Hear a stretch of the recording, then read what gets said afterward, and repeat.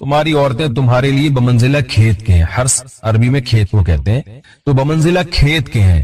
جیسے بیج ڈالا جاتا ہے کھیت میں اور اس سے پیداوار بڑھتی ہے، تو عورت کی جو ایک حیثیت ہے، نیچر نے جو اس کی ایک حیثیت متعین کی ہے، وہ بھی ایک نسل بڑھانے کا ذریعہ ہے، جس میں مرد کا جو استعمال ہے وہ بطور بیج کے ہے اور جو اولاد ہے وہ ایک پیداوار کی طرح ہے. تو اللہ نے یہ یاد رکھیں، اس آیت کو نا بہت سارے غیر مسلموں نے عورت کے خلاف بہت نیگیٹیوٹی پھیلائی ہے کہ دیکھو اسلام عورت کی توہین کرتا ہے، اس کو کھیتی سے تعبیر کرتا ہے.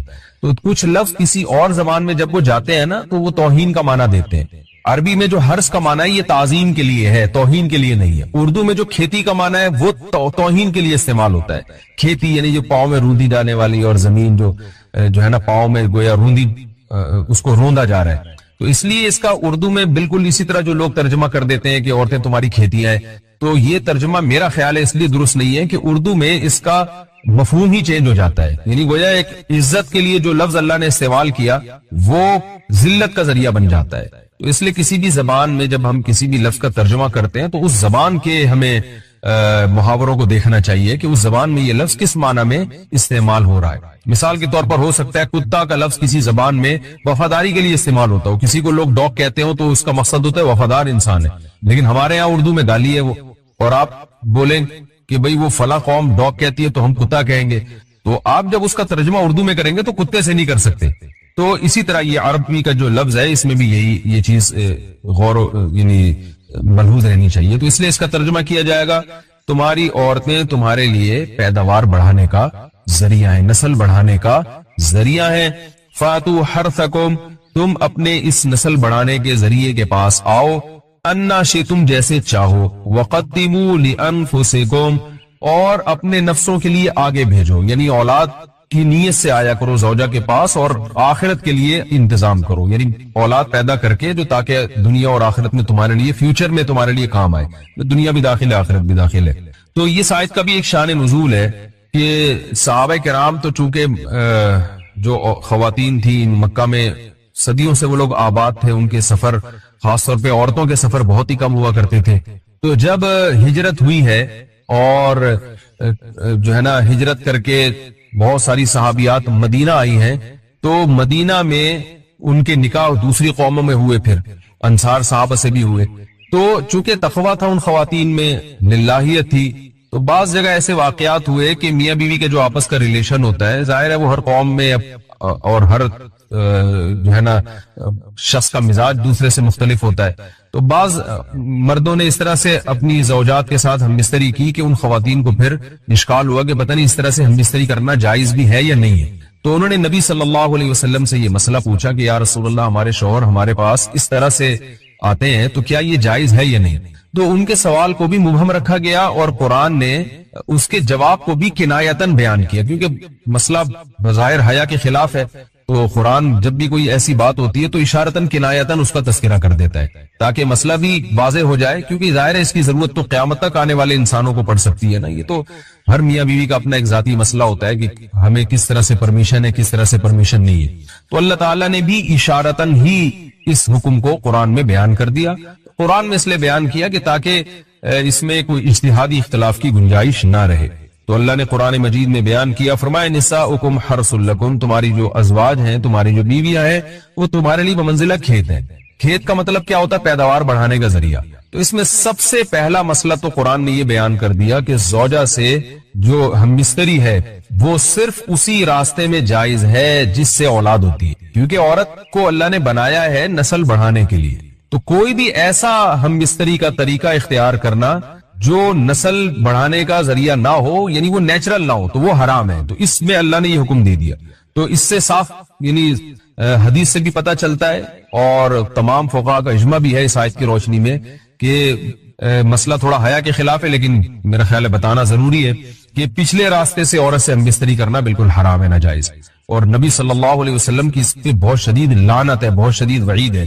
تو یہ بالکل انلیگل ہے اسلام میں کہ عورت کے پچھلے راستے سے اس سے ہم بستری کی جائے. جو لوگ لڑکوں سے بدفعلی کے عادی ہوتے ہیں ان کو یہ ایک چسکا لگ جاتا ہے، تو یہ حرام ہے، ناجائز ہے، کیونکہ اللہ نے بتا دیا کہ یہ تمہارے لیے بمنزلہ کھیت کے ہیں. تو اس میں قرآن نے وہ جو سوال تھا نا اس کی طرف اشارتاً جواب دے دیا اور آگے فرمایا فاتو حرثکم، تم اپنے کھیت کے پاس آؤ.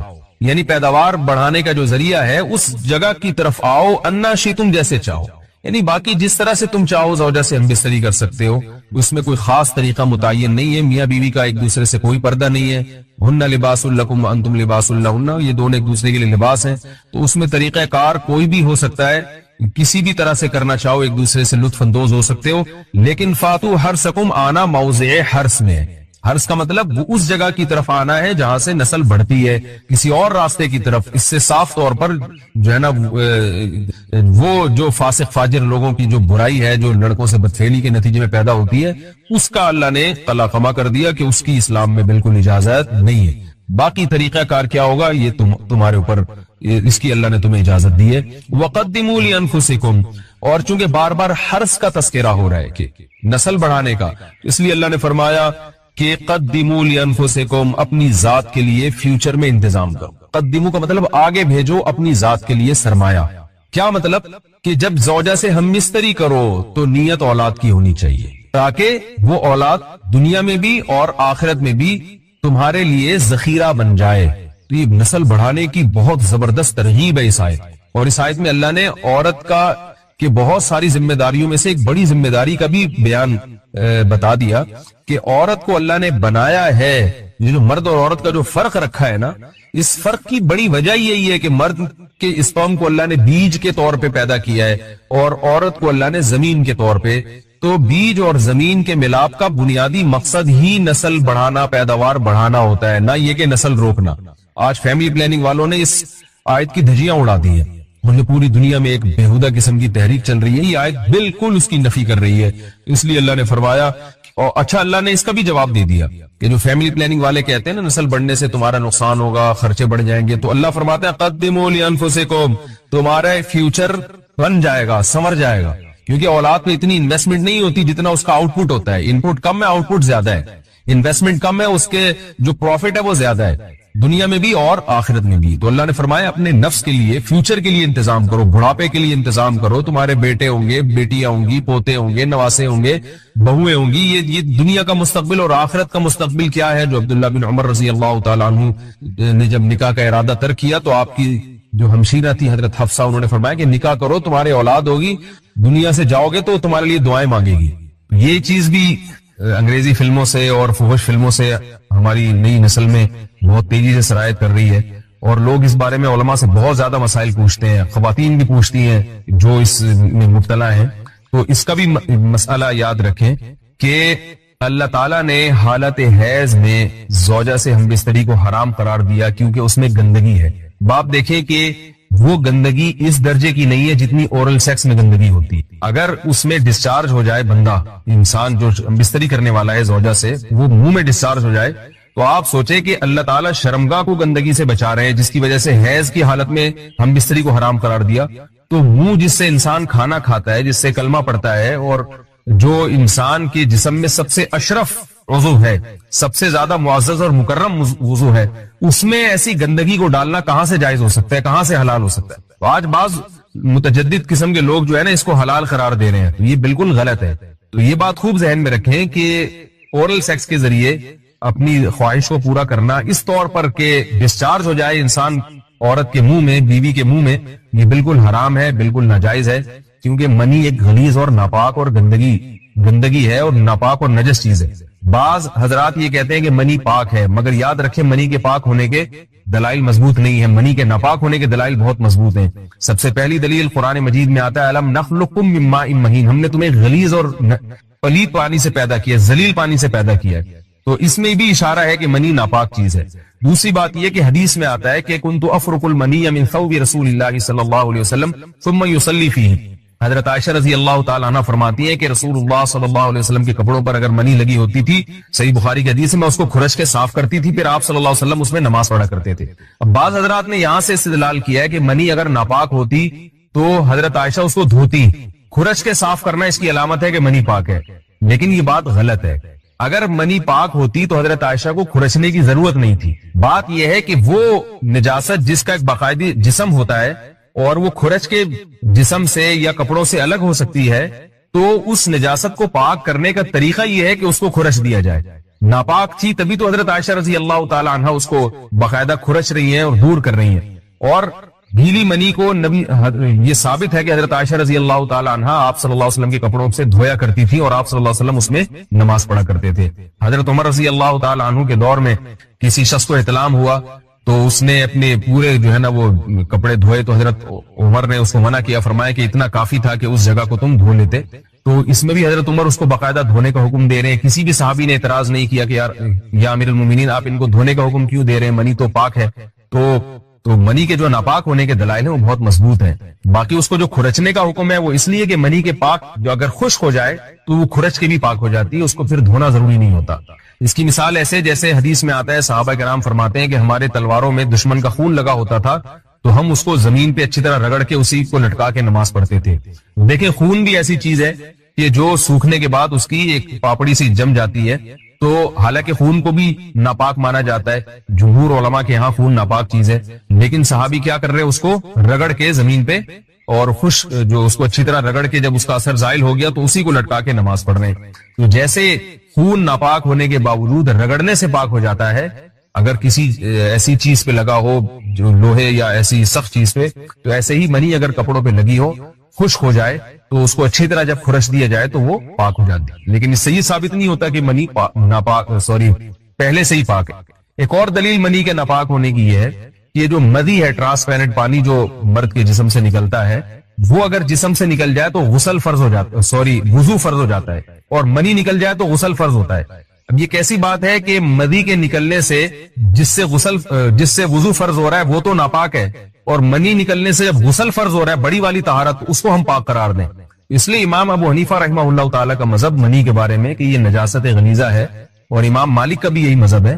یہ مذہب بہت دلائل کے لحاظ سے قوی ہے. تو اس لیے عورت کے منہ میں ڈسچارج ہونا یہ بالکل حرام ہے, ناجائز ہے, گندگی ہے, اسلام میں اس کی قطعاً اجازت نہیں ہے. اور اگر ان ائمہ کا مذہب لیا جائے جو منی کو پاک سمجھتے ہیں, اس لیے میں یہ عرض کر رہا ہوں کہ بعض حضرات نے اس پہ فتویٰ دیا ہے. قرآن مجید میں ہے ان اللہ لا یستحی من الحق, کہ اللہ تعالیٰ حق بات بیان کرنے سے حیا نہیں کرتے.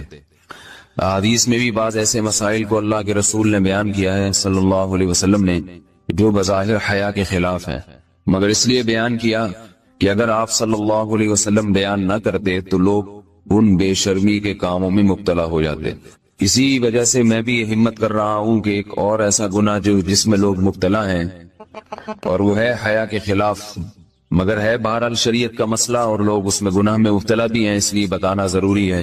وہ یہ ہے کہ لوگ شادی کے بعد بھی آج کی نوجوان نسل زوجہ سے, بیوی سے غیر فطری طریقے سے ہم بستری کرتے ہیں. انٹرنیٹ پہ بےہودہ فلمیں دیکھتے ہیں تو جو چیز انگریزوں کی دیکھ رہے ہیں کہ ان کے کلچر آہستہ آہستہ میڈیا کے ذریعے ہمارے معاشرے میں بھی آ رہا ہے. اللہ کے رسول صلی اللہ علیہ وسلم نے لعنت فرمائی ہے, ایک روایت میں ہے کہ اللہ اس کی طرف دیکھے گا نہیں کہ جو اپنی زوجہ سے پچھلے راستے سے ہم بستری کرے گا. یہ بیماری بھی, یہ گندگی بھی لوگوں میں پھیلتی جا رہی ہے, خاص طور پہ جن کو لڑکوں سے بدفعلی کی عادت پڑ جائے تو وہ زوجہ سے فطری راستے سے ہم بستری نہیں کرتے. اللہ نے فرمایا کہ نساؤکم حرث لکم, یہ تمہاری زوجات ہیں, بیویاں ہیں, یہ نسل بڑھانے کے لیے ہیں. تو اسی راستے میں انسان اپنی خواہش کو پوری کر سکتا ہے جس راستے سے نسل بڑھتی ہے. اس کے علاوہ کسی اور راستے سے اپنی خواہش کو پورا کرنا یہ حرام ہے, گناہ کبیرہ ہے, گندگی ہے. ہمارے پاس کیسز آتے ہیں, ایک پاک دامن لڑکی کی شادی ہوتی ہے, لڑکا بھی بظاہر بڑا نیک, لیکن کیا ہے لڑکا چونکہ ٹھرکی ہوتا ہے, شہوت کا درندہ ہوتا ہے, تو وہ یہ نہیں دیکھتا کہ میں اپنی بری خواہش مٹانے کے لیے میں اپنی زوجہ کو غیر فطری طریقے پر مجبور کیسے کر سکتا ہوں. تو مجبور کرتا ہے پھر اپنی بیوی. اس میں جو عورتیں زیادہ پاک دامن نہیں ہو, نیک نہ ہو, یا ان کو یہ ڈر ہو کہ طلاق ہو گئی تو ہم کہاں جائیں گے, وہ پھر اپنے شوہر کے ساتھ اسی غیر فطری طریقے پر آمادہ ہو جاتی ہیں. اور اس کا عذاب اور اس کا وبال یہ ہوتا ہے کہ کچھ دنوں میں ان کو بھی اسی کی لت پڑ جاتی ہے. انسان جب بھی کوئی غیر فطری راستہ اختیار کرتا ہے, آخرت کا عذاب تو بعد میں, دنیا کا عذاب یہ آتا ہے کہ پھر اس کو لذت فطرت میں آتی نہیں ہے. اور جو راستہ اللہ نے رکھا اس میں اس کو لذت نہیں آئے گی, پھر وہ گندگی میں ہی گھسنے کی کوشش کرے گا, اس کی بھی فطرت خراب ہو جاتی ہے, اور جس کے ساتھ یہ بدفعلی کی جائے اس کی بھی فطرت خراب ہو جاتی ہے, وہ بھی پھر کسی کے قابل نہیں رہتے. تو اپنے جان پر رحم کرنا چاہیے, ہم انسان ہیں، ہم درندے نہیں ہیں، ہم گھوڑے نہیں ہیں، ہم گدھے نہیں ہیں، ہم جانور نہیں ہیں، ہم انگریز نہیں ہیں. انگریز نے تو حیا اور شرم کی تمام حدود کو توڑ دیا ہے، وہ تو درندے بن چکے ہیں. ہم تو درندے نہیں ہیں، ہم تو حلال کھاتے ہیں، پاک صاف رہنے کی کوشش کرتے ہیں. تو ہم ان کی جو کلچر دیکھ کے ہم ویسے درندے بننے کی کوشش کیوں کریں؟ تو یہ بہت بڑا وبال ہے، بہت بڑی برائی ہے جو ہمارے معاشرے میں آہستہ آہستہ جڑ پکڑتی جا رہی ہے، اور اس سے بیماریاں بھی پھیلتی ہیں. غیر فطری طریقہ ہے، بیماریاں بھی پھیلتی. ایسے کیسز آتے ہیں کہ جناب وہ مرد مجبور کر رہا ہے بیوی کو، اور وہ بیوی جو ہے ساتھ نہیں دیتی تو پھر اس کو طلاق کی دھمکیاں دیتے ہیں. ایسے کیسز بھی آتے ہیں. اور یہ بھی آتا ہے کہ مرد جب اپنی بیوی کو غیر فطری طریقے پر مجبور کرتا ہے، بیوی آمادہ نہیں ہوتی، تو مرد کو یہ دھمکی دیتا ہے کہ بھائی میری خواہش تو تم سے پوری ہوتی نہیں ہے، پھر میں دوسروں کے پاس جاؤں گا. تو یاد رکھیں، جس عورت کا شوہر یہ دھمکی دے اس کو کہ میں زنا کروں گا اگر تم نے میری خواہش پوری نہیں کی غیر فطری طریقے سے، تو عورت اپنے شوہر سے کہہ دے کہ جاؤ تم کہیں اور جا کے منہ کالا کرو، تمہاری فطرت میں گندگی ہے تو یہ مجھے گندا بنانے کی کوشش نہ کرو. اس کو زنا کرنے دیں، وہ اللہ آخرت میں اس سے بھگتے گا. ہر بیماری کا اللہ نے علاج رکھا ہے. اللہ کے رسول صلی اللہ علیہ وسلم نے فرمایا، صحیح بخاری کی حدیث، ما انزل اللہ من داء الا انزل له دواء. کوئی بیماری ایسی نہیں ہے جو اللہ نے نازل کی ہو اور اس کے لیے دوا نہ رکھی ہو دنیا میں. تو اگر کسی کو ایسی لت پڑ گئی ہے غیر فطری کام کی، تو اس کو چاہیے کہ وہ اپنا علاج کرائے، ڈاکٹر سے بھی رابطہ کرے. اور سب سے بڑا علاج یہ کہ کچھ وقت صبر کرے گا، چھوڑ دے گا کچھ عرصے کے لیے، تو خود بخود آہستہ آہستہ صحیح ہو جائے گا. ایک آدمی شراب کا عادی ہے، ایک علاج نہیں ہے کہ ڈاکٹروں سے رابطہ کرے، بہترین علاج کے چھوڑ دے. کتنے دن تڑپے گا؟ ایک دن، دو دن، تین دن، 4 دن، ایک ہفتہ، 2 ہفتہ، بہت زیادہ سال ہو جائے گا نا، اس کے بعد خود بخود ٹھیک ہو جائے گا. سگریٹ کا عادی ہے، چھوڑ دے گا. تو کتنے لوگ ہم نے دیکھے ہیں دن میں 20 سگریٹ پیتے تھے، چھوڑنے پر آئے تو بالکل ایک دم چھوڑ دی انہوں نے، آہستہ آہستہ کر کے چھوڑ دی، لیکن تکلیف ہوئی مگر عادی ہو گئے. تو اب کسی کو یہ لت پڑ گئی ہے غلط کام کی، برائی کی، تو اس کا بہترین علاج یہ ہے کہ وہ اپنے آپ کو بدلنے کی کوشش کرے، ماحول بدلے، اور کچھ وقت صبر کرے گا تو اللہ اس سے یہ عادت چھڑا دے. نہیں کی، صبر نہیں کیا اس نے، پھر اسی گندگی میں موت واقع ہوگی، پھر آخرت کا عذاب بہت سخت. نسلیں برباد ہو جاتی ہیں اس عمل سے انسان کی. تو بات حیا کے خلاف ہے، مگر یہ کہ ایک بزرگ تھے وہ بات فرما رہے تھے، تو کسی نے پوچھا کہ حضرت آپ حیا کے خلاف بات کرتے ہیں، تو انہوں نے فرمایا تم بے حیائی کے کام نہیں چھوڑتے، ہم اس چھڑوانے کے لیے بات کریں تو ہم برے ہیں، اور تم کام کرو تو بھی برے نہیں. برائی کا کام کرنے میں برا نہیں بنتا، اور برائی کے خلاف بولنے والا برا بن جاتا ہے کہ دیکھو یہ کیسی باتیں کر رہے ہیں. تو وہی باتیں ہیں اس لیے ہیں کہ یہ معاشرے میں یہ برائی پھیلتی چلی جائے گی، اور یہ ہماری اپنا کلچر نہیں ہے، یہ امپورٹ ہو رہا ہے باہر سے، یہ امپورٹ ہو رہا ہے، یہ وہاں میڈیا کے ذریعے آ رہا ہے. تو وہ چیزیں دیکھا نہ کریں اور ان لوگوں سے دور رہا کریں. ہمیں تو دین کا داعی ہو کے ان کو ہدایت پر لانا تھا، بجائے ہم ہدایت پہ چل کے دوسروں کو چلانے والے بن کے ان کے راستے پہ ہم نے چلنا شروع کر دیا. اللہ تعالیٰ ہمیں اب دیکھیں ان کے ہاں ایڈز کا مرض پھیل گیا ہے. آپ بتائیے یہ ایڈز کا مرض ہمارا ہے کیا؟ یہ بیماری ہماری ہے یا ان کی ہے؟ ہمارے ہاں بیماریاں ہیں، کھانسی ہے، نزلہ ہے، ٹھیک ہے نا، بلڈ پریشر ہے، شوگر ہے، یہ بیماریاں ہماری ہیں. کوئی اللہ کا شکر ہے گندی بیماری ہمارے ہاں نہیں ہے. جتنی گندگیاں ہیں وہاں سے آ رہی ہیں. ایڈز کا مرض وہاں سے امپورٹ ہوا ہے. وہ ایڈز کا مرض اسی بدفعلی کی وجہ سے پیدا ہوتا ہے، اسی سے جراثیم پیدا ہوتے ہیں، اور اتنا خطرناک مرض کے ایسے متعدی ایسے پھیلتا ہی. افغانستان میں ایڈز کا ریشو 0 تھا، 0. وہ جانتے نہیں تھے کہ ایڈز کا مرض ہوتا کیا ہے. جب سے امریکن آرمی، برطانیہ آرمی افغانستان میں آئی ہے، فوجی آئے ہیں، افغانوں میں ایڈز کا مرض پھیل گیا ہے. انہوں نے وہاں بدفعلیاں شروع کر دی ہیں.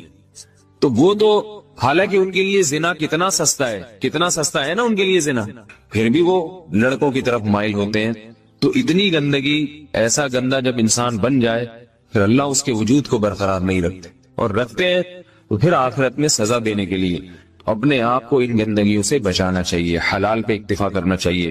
اللہ تعالیٰ ہمیں حلال پہ قناعت کی توفیق عطا فرمائے اور پاکیزہ لوگوں میں ہمارا شمار فرمائے. اگر شادی شدہ عورت 40 دن میں بھی ایک دفعہ، اچھا بھائی دیکھو یہ حیا کے خلاف مسائل جو ہے نا، یہ اس چینل پہ نہ پوچھا کرو. مرد پر لازم ہے کہ کم سے کم 4 مہینے میں بیوی سے ایک دفعہ وہ لازمی ہم بستری کرے. تو اگر وہ 4 مہینے میں ایک دفعہ بھی نہیں کرتا تو پھر جو ہے وہ دیانتاً ذمہ دار ہوگا اس بات کا خطرہ ہے کہ وہ گناہ گار ہو، کیونکہ حضرت عمر رضی اللہ تعالیٰ عنہ نے قانون بنایا تھا کہ 4 مہینے سے زیادہ کوئی بیوی سے دور نہ رہے، تو کم سے کم اتنا ہے لازمی، تو اس سے زیادہ بھی اگر کوئی مرد بیوی کے قریب نہیں آ رہا تو پھر وہ ظالم کہلائے گا شریعت کی نظر میں۔ حج کے دوران باقی ہر عورت اور ہر مرد کے حالات مختلف ہوتے ہیں، بعض عورتوں میں خواہش زیادہ ہوتی ہے، بعض میں کم ہوتی ہے، یہ نیچرل ہے، اس کا کوئی اس سے تعلق نہیں ہے کہ عورت کوئی بری ہے۔ بعض دفعہ عورت میں یہ خواہش نفس بہت زیادہ ہوتی ہے، اس کی ریکوائرمنٹ بہت زیادہ ہوتی ہے، تو لوگ پھر مرد اس بیوی کو برا سمجھنا شروع کر دیتے ہیں، حالانکہ اس کا برائی اور اچھائی سے تعلق نہیں ہے۔ جیسے مردوں میں صحت کے لحاظ سے اور ان کے جو مینٹل ہیلتھ ہے اس کے لحاظ سے مردوں میں فرق ہوتا ہے، کسی میں خواہش بہت زیادہ ہوتی ہے، کسی میں کم ہوتی ہے، تو اس طرح خواتین میں بھی ہوتی ہے، بہت سی پاک دامن عورتیں ہوتی ہیں لیکن ان میں ڈیزائرز بہت زیادہ ہوتی ہے، تو یہ سب کی الگ الگ اللہ نے فطرت بنائی ہے، تو میاں بیوی اس کو ایک دوسرے کو بہتر سمجھ سکتے ہیں کہ کس کی کیا ڈیزائرز ہیں۔ بہرحال اگر مرد میں عورت کی ڈیزائرز پوری کرنے کی طاقت نہیں ہے، عورت میں بہت زیادہ ڈیزائرز ہیں، مرد میں کم ہے، تو ایسی صورت میں عورت پھر مرد سے طلاق مانگ سکتی ہے کہ بھئی میں سیٹسفائی نہیں ہو پا رہی ہوں اور میری ریکوائرمنٹ زیادہ ہے، تو مرد اگر طلاق دے دے تو اچھی بات ہے، نہیں دے تو پھر عورت کو چاہیے اسی کے ساتھ گزارا کرے۔ ہاں اگر 4 مہینے تک بھی مرد بیوی کے پاس نہیں آتا ہے تو پھر مرد پر لازم ہے کہ عورت کے مطالبے پر اس کو وہ چھوڑ دے، کیونکہ پھر تو جوان عورت کو بہرحال گناہ کا خطرہ ہے۔ جسمانی تعلق نہ رہنے سے نکاح پر اثر۔ لاہور سے کسی نے پوچھا اگر میاں بیوی کا آپس میں کوئی جسمانی تعلق نہ ہو تو کیا نکاح پہ کوئی فرق پڑے گا؟ نہیں، اس سے کوئی فرق نہیں پڑتا، جب تک شوہر طلاق نہیں دے گا نکاح ختم نہیں ہوگا، یا اگر شوہر جان بوجھ کر بیوی کا حق ہی ادا نہیں کرتا اور 4 مہینے سے زیادہ اس سے ریلیشن قائم نہیں کرتا اور بیوی بھی جوان ہے، اس کو گناہ کا خطرہ ہے، تو پھر وہ عدالت میں کیس کر سکتی ہے اور پھر اس کا ایک پروسیس ہے، کس طرح سے نکاح ختم ہوگا تو اس پروسیس کو فالو کر سکتی ہے وہ۔ تو خلاصہ یہ ہے کہ شوہر گناہگار تو ہوگا کہ اس میں طاقت بھی ہے اور بیوی بھی جوان ہے، تو وہ کیوں اس کا حق ادا نہیں کر رہا، لیکن نکاح خود بخود ختم نہیں ہو جاتا۔ بیوی بچوں سے کتنا عرصہ دور رہ سکتے ہیں؟ بندہ کام کی وجہ سے 2 سال ملک سے باہر رہتا ہے، کوشش کے باوجود چھٹی نہیں ملتی، کیا اتنی دیر بیوی بچوں سے دور رہنا جائز ہے؟ نامعلوم۔ اوئے ہوئے ہوئے ہوئے بھائی دیکھیں، ایک تو ہے حضرت عمر رضی اللہ تعالی عنہ کا مشہور واقعہ ہے کہ آپ نے کچھ خواتین سے پوچھا تھا کہ عورت کتنا صبر کر سکتی ہے مرد کے بغیر، تو بعض صحابیات نے بتایا کہ 4 مہینے، تو حضرت عمر نے قانون بنایا کہ جو مجاہدین محاذ جنگ پہ لڑ رہے ہیں 4 مہینے سے زیادہ دور اپنی بیویوں سے نہیں رہ سکتے۔ تو اس اصول کا تقاضا یہ ہے کہ وہ زمانہ بھی پاک دامنی کا زمانہ تھا، نیک لوگ تھے، تو اصول یہی ہے کہ 4 مہینے انتہا ہے عورت کے صبر کی، تو ایک نارمل عورت کے لیے اس سے زیادہ صبر کرنا مشکل ہوتا ہے، تو اس لیے بہتر یہی ہے، قانون یہی ہے کہ 4 مہینے سے زیادہ دور نہیں رہنا چاہیے۔ اور قرآن نے بھی یہ حکم دیا ہے کہ اگر کوئی قسم اٹھا لے کہ بیوی کے پاس نہیں جائے گا، قسم اٹھا لے، ایسا ہی نہیں بلکہ قسم اٹھا کے، تو پھر 4 مہینے میں طلاق واقع ہو جاتی ہے۔ بعض فقہا کے نزدیک عورت کو طلاق کا اختیار ہو جاتا ہے عدالت کے ذریعے، بعض کے نزدیک ہو جاتی ہے طلاق۔ تو اس سے بھی پتہ چلتا ہے، قرآن سے بھی اشارہ ملتا ہے کہ 4 مہینے جو ہے یہ ایک انتہائی مدت ہے ایک نارمل عورت کے لیے۔ تو اس زمانے میں تو اس کی اہمیت اور زیادہ بڑھ گئی ہے، وجہ اس کی ہے کہ بے حیائی، موبائل، انٹرنیٹ پر بیہودہ چیزیں، یہ سب چیزیں انسان کی شہوت کو بڑھاتی ہیں، مرد کی بھی اور عورت کی بھی۔ تو اس لیے بھائی میں تو آپ کو مشورہ نہیں دے سکتا کہ آپ 2 سال بیوی سے دور رہیں، میں بدگمان نہیں ہو رہا، بہت سے لوگ 4 سال دور رہتے ہیں، ان کی بیویاں بھی پاک دامنی کے ساتھ زندگی گزارتی ہیں، خود بھی بڑے نیک شریف بن کے زندگی گزارتے ہیں، بہت سے ایسے لوگ الحمدللہ ہمارے معاشرے میں ہیں، لیکن بہرحال اس کلچر کو، اس رواج کو فروغ نہیں دیا جا سکتا، اس کو اپریشیٹ نہیں کیا جا سکتا، شریعت کے لحاظ سے بھی، عقل کے لحاظ سے بھی۔ 2 سال تک مرد کے لیے صبر کرنا کتنا مشکل کام ہے، وہ کھا بھی رہا ہے انڈے پراٹھے اور جناب کھانا پینا اسی سٹائل میں چل رہا ہے، یا تو روزے رکھ کے اپنے آپ کو آدھا کر دیا اس نے۔ تو سوال عورت کے ساتھ مرد کا بھی تو ہے نا، مرد نے تو قوت اور شہوت اللہ نے اور بھی زیادہ رکھی ہے، تو وہ کیسے صبر کرے گا؟ مرد کی جو قوت برداشت ہے وہ فقہا نے اور اطباء نے بیان کی 1 مہینہ ہے، تو 2 سال تک بیوی سے دور ہیں۔ میں پھر بھی بتا دوں گا، بدگمان نہیں ہو رہا کہ جو دور ہیں آپ ان کے بارے میں برا سوچنا شروع کر دیں، لیکن بہرحال یہ اپنے آپ کو فتنوں میں ڈالنے کے مترادف ہے، اس لیے ایسی جاب نہ کریں 2 سال تک بیوی سے دور ہیں، یا تو بیوی کو ساتھ لے کر جائیں یا بیوی کے ساتھ ہی رہیں، کہیں ادھر ہی کم پیسوں میں انسان گزارا کر لے بیوی بچوں کے ساتھ، یہ زیادہ اچھا ہے، زیادہ پیسوں کی لالچ میں بیوی بچوں سے دور رہنا۔ باقی بیوی آپ کی راضی ہے اس جاب پہ یا آپ کے پاس کوئی آلٹرنیٹ ہے ہی نہیں، آپ جاب چھوڑ کے آئیں گے تو آپ کو لالے پڑ جائیں گے کھانے پینے کے، تو ایک مجبوری ہے، مجبوری کے حکام الگ ہوتے ہیں، لیکن نارملی اس کی بہرحال ترغیب نہیں دی جا سکتی۔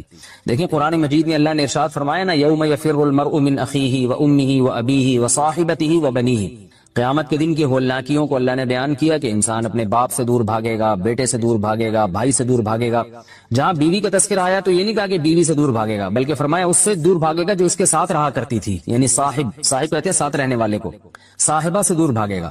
تو اس سے پتہ چلتا ہے کہ قرآن میں اللہ نے بیوی کو جو ڈیفائن کیا ہے نا، اس کی جو صفت بیان کی ہے وہ یہ کہ جو آپ کے ساتھ رہتی ہے۔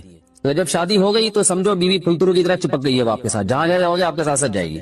تو قرآن سے بھی اشارہ ملتا ہے کہ بیوی سے ساتھ رہنے کی چیز ہے۔ اب آپ 2 سال، پھر ایک دفعہ تھوڑی ہوتا ہے کہ 2 سال کے لیے چلے گا 2 سال بعد واپس آئے۔ جو باہر جاب کرتے ہیں وہ تو پھر آئے 1 مہینے بعد پھر 2 سال کے لیے چلے گا، ان کی تو ساری جوانی باہر ہی گزر جاتی ہے۔ تو اس لیے مجھے یہ بہرحال سمجھ میں نہیں آتا ہے، شریعت کی روح سے یہ پسندیدہ کام نہیں ہے۔ بہت سخت مجبوری ہے تو ایک الگ بات ہے، لیکن اچھا کام نہیں ہے۔ غربت میں انسان بیوی بچوں کے ساتھ گزارا کر لے، یہ زیادہ بہتر ہے اس دولت سے جس میں انسان بیوی بچوں سے ہی دور ہو۔ کیا کرنا ہے ایسی دولت کا کہ آپ اپنے بیوی بچوں سے گھر بار سے دور ہیں؟ انسان جو شریف آدمی عزت دار آدمی ہے اس کو تو گھر میں سکون ملتا ہے بھائی۔ عورت کا شوہر کے بغیر سسرال میں رہنا۔ اگر شوہر کام کے لیے گھر سے دور ہو، بیوی سسرال میں شوہر کے بغیر رہتی ہو، پردے کا کوئی لحاظ نہیں ہے، اس صورت میں بیوی کے لیے کیا حکم ہے؟ شوہر کے ساتھ رہے یا سسرال میں؟ اگر شوہر ساتھ نہیں رکھتا بلکہ اپنے گھر والوں کے ساتھ رہنے پر مجبور کرے تو بیوی کیا کرے؟ طارق صاحب اسلام آباد سے۔ دیکھیں، شوہر اگر جاب کے لیے گیا ہے 8 مہینے 1 سال بعد گھر آتا ہے، تو اصل مسئلہ تو یہ ہے کہ جہاں شوہر رہے گا بیوی وہیں رہے گی۔ شوہر کو چاہیے کہیں بھی گیا ہے اتنے لمبے سفر کے لیے تو بیوی کو ساتھ لے کے جائے۔ اس پر میں کئی بار دلائل لے چکا ہوں، قرآن سے بھی حدیث سے بھی، ان دلائل کو میں ریپیٹ نہیں کروں گا۔ اس میں شوہر کو بھی فائدہ ہے، بیوی کا بھی فائدہ ہے، گناہ سے دونوں بچیں گے، فتنے کا اندیشہ کم ہوگا۔ اتنے عرصے اس دور میں بیوی سے دور رہنے میں انسان میں خطرہ ہوتا ہے کہ گناہ میں مبتلا نہ ہو جائے۔ اور پھر بیوی کے ساتھ ایک نوعیت کی ظلم اور زیادتی بھی ہے کہ آپ 8 9 مہینے اس کو چھوڑ کے چلے جاتے ہیں، تو یہ یعنی اس کی بیچاری کی بھی تو جوانی ساری برباد ہو جاتی ہے، پوری شوہر کے بغیر جوانی گزرتی ہے۔ تو اس لیے اصل حکم تو یہی ہے، شوہر جہاں رہے گا بیوی اس کے ساتھ رہے گی۔ لیکن بعض غریب لوگ ہوتے ہیں، ان کے پاس وسائل نہیں ہوتے، سعودی عرب میں مزدوری کی جاب کر رہا ہے، وہ بیوی کو ساتھ رکھ نہیں سکتا، اگر رکھے گا تو خرچے اتنے بڑھ جائیں گے کہ وہ کمائے گا کیا؟ پھر بعض لوگ مجبور ہوتے ہیں، دبئی میں رہ رہے ہیں، کہہ رہے ہیں فلیٹوں کا کرایہ اتنا ہے، بیوی کو یہاں رکھا تو بھائی ہم بچے گا ہی کچھ نہیں ہمارے لیے۔ تو ایسی شدید مجبوری میں پھر میاں بیوی کمپرومائز کر سکتے ہیں، بھائی میں مجبور ہوں، کمانے کے لیے جا رہا ہوں، تمہیں بھی پتا ہے میں اگر یہاں رہوں گا تو وہی کھانے کے لالے پڑیں گے، تم ہی مجھے تنگ کرو گی پھر۔ تو ایسی صورت میں پھر بیوی سسرال میں رہے یا میکے میں رہے؟ تو اصول تو یہ ہے کہ جہاں شوہر چاہتا ہے وہاں رہے، اصولی بات تو یہ ہے، کیونکہ جب رخصت ہو کے آ گئی ہے وہ سسرال کی امانت ہے نا۔ ہر آدمی چاہتا ہے کہ بھئی میری بیوی میرے والدین کے ساتھ رہے، یہی ہمارا کلچر ہے، اور شریعت میں اس کے ناجائز ہونے کی کوئی دلیل بھی نہیں ہے، اور میاں بیوی کے بہت سے معاملات عرف متعین کرتا ہے۔ تو ہمارے عرف میں یہی ہوتا ہے کہ بیوی پھر سسرال میں رہتی ہے، رخصت ہو کے آ گئی ہے وہ۔ تو اس میں اصل حکم تو یہی ہے کہ شوہر جہاں چاہ رہا ہے وہاں رہے۔ اگر شوہر چاہ رہا ہے کہ میرے ماں باپ کے ساتھ رہو تو پھر عورت کو جائز چیزوں میں شوہر کی اطاعت اس پر لازم ہے، اس کو چاہیے کہ وہ شوہر کے وہاں رہے جہاں اس کے ماں باپ ہیں۔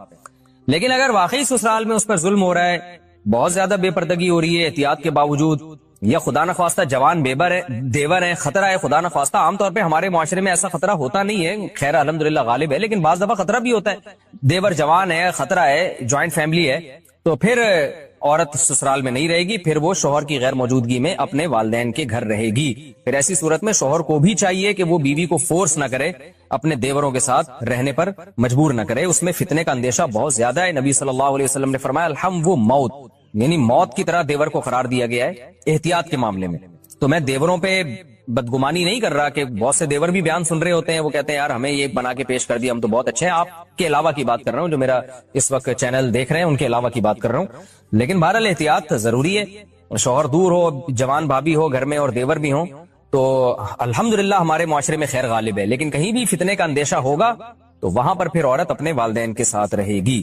گھر کو تباہ کرنا ہو اس کا طریقہ بھی میں آپ کو بتاتا ہوں، بہترین پیکج ہے میرے پاس۔ گھر کو تباہ کرنا ہو میں بتاتا ہوں، آپ اس کے بعد طلاق ایسوسی ایشن کھول سکتے ہیں۔ آپ گھر کو تباہ کرنا ہو تو بھی اصلاح کا لیبل لگایا جاتا ہے۔ اللہ نے گھر کو سیدھا رکھنے کے لیے ایک اصول بتا دیا، وہ اللہ والا اصول ہمیں سمجھ میں نہیں آ رہا۔ اللہ نے کہا یہ جو میاں ہے، جس کو میاں کہا جاتا ہے، یہ کم بخت، جیسے ملک کا ایک سربراہ ہوتا ہے، وہ اچھا ہو برا ہو آپ نے اطاعت کس کی کرنی ہے؟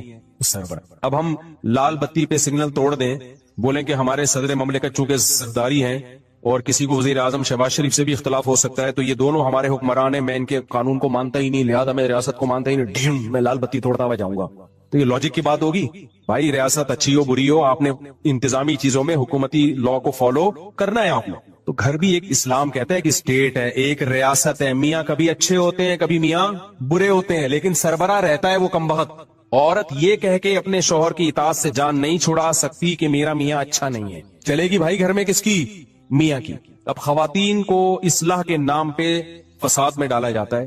نہیں، یہ کیا لگتا ہے تمہارا جتنے اس کے حقوق ہیں اتنے ہی تمہارے حقوق ہیں. بہت ساری چیزوں میں رکاوٹ ہے، بہت ساری. میں ایک ایک کا نام لوں گا نا تو وہ بہت لمبی چوڑی فہرست ہے اس کی. بعض کیس